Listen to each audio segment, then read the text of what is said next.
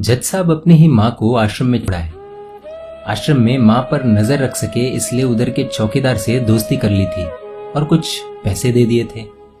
जज ने चौकीदार को अपनी दिल की बात आंखों में आंसुओं के साथ बता दी कि घर में पत्नी है जो माँ के साथ बदतमीजी से पेश आती है और पत्नी के कहने पर दोनों बच्चों ने माँ से बात करनी ही बंद कर दी। माँ को अकेलापन लगने लगा और इन सब वजहों से दिन भर रोती, इसलिए उसे आश्रम छोड़ने के लिए आ गए। तो चौकीदार ने कहा, जज साहब आपके सामने सारे सबूत थे कि कौन सही और कौन गलत है, लेकिन अपनी ही माँ के साथ न्याय नहीं कर पाए तो औरों के साथ क्या न्याय करते होंगे आप। ये बात जज साहब के दिल को छुप गई।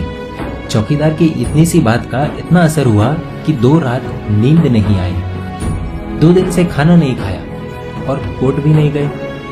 ऐसा लग रहा था जैसे एक चौकीदार ने जज साहब की दुनिया हिला दी। जज साहब अपने घर में रूम से बाहर आए।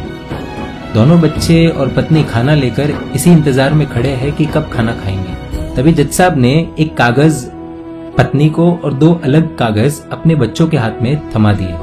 कागज की एक लाइन पढ़ी तो पत्नी के हाथों में से थाली गिर गई। जज साहब बोले, मैं तुम्हें तलाक दे रहा हूं, और बच्चों से कहा, आज से मेरी सारी प्रॉपर्टी आप दोनों की, मुझे कुछ नहीं चाहिए। बच्चों ने उन्हें जबरदस्ती कुर्सी पर बिठाया, हाथ जोड़कर पैरों में गिरकर इन सबका कारण पूछा। आंखों में आंसुओं के सैलाब के साथ जज साहब बोले कि मैं मेरी 65 वर्ष की माँ को आश्रम छोड़ के आया हूँ, अनजान लोगों के भरोसे छोड़ के आया हूँ, और आप सब कारण पूछ रहे हैं। हम लोगों को शर्म आनी चाहिए। रोज मेरे कोर्ट से आने के बाद माँ रोती थी कि बेटा प्लीज मुझे ओल्ड एज होम में शिफ्ट कर दो।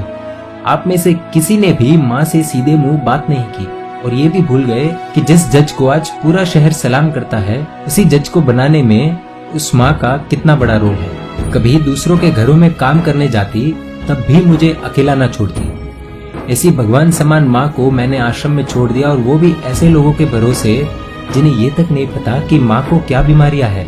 खुद को कोसते हुए जज साहब कहते हैं, दूसरों पर फैसले सुनाने वाला आज मैं खुद हार गया। मैं जज नहीं बल्कि गुनहगार हूँ, और मैंने जो गुनाह किया है वो शायद कानून तो माफ कर देगा, लेकिन ईश्वर के कोर्ट में वो कभी माफ नहीं होगा। ये कहते हुए जज साहब बोले कि अब मैं अपने पापों का प्रायश्चित करने जा रहा हूँ। मैंने अपना सब कुछ आप लोगों को सौंप दिया है और अब अपनी माँ के साथ आश्रम में रहूंगा और उनकी सेवा करूंगा। पत्नी से जज साहब ने कहा कि याद रखना, आज तुमने उस माँ को आश्रम भिजवाया, तुम भी एक माँ हो, कल तुम्हें भी कोई आश्रम भेजेगी, तब तुम्हें मेरे इन शब्दों का अर्थ सही मायने में समझ आएगा।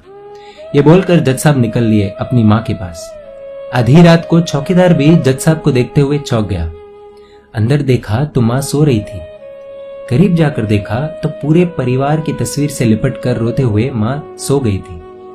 आश्रम का प्रशासन भी जाग गया, क्योंकि पीछे पीछे माँ और बच्चे भी आ गए। उन्हें ये एहसास हो गया कि उन्होंने क्या पाप किया है। तभी आश्रम की एक कर्मचारी बोली, हम इन्हें आपको नहीं सौंप सकते, क्या पता कल आप इन्हें मार दो तो। ये सुनते ही जज साहब की पत्नी को दिल में बहुत दर्द हुआ। वो बोल उठी कि मैडम जी, शायद हमारे हाथों बहुत बड़ा पाप हुआ है, मानते हैं, लेकिन अब हम इन्हें मारने नहीं, इन्हें एक नया जीवन देने आए हैं। आश्रम के सभी बुजुर्गों की आंखों में आंसू थे। सब के सब रो पड़े। खुशी के आंसुओं के साथ माँ को घर ले आए। लेकिन वही आश्रम में अनेक आंखें ऐसी थी जो किसी ना किसी का इंतजार कर रही थी। दोस्तों, इस कहानी का उद्देश्य तो आप सब समझ गए होंगे, इसलिए शेयर कीजिए और हर घर तक इस कहानी को पहुंचाइए, क्योंकि माँ तो माँ होती है।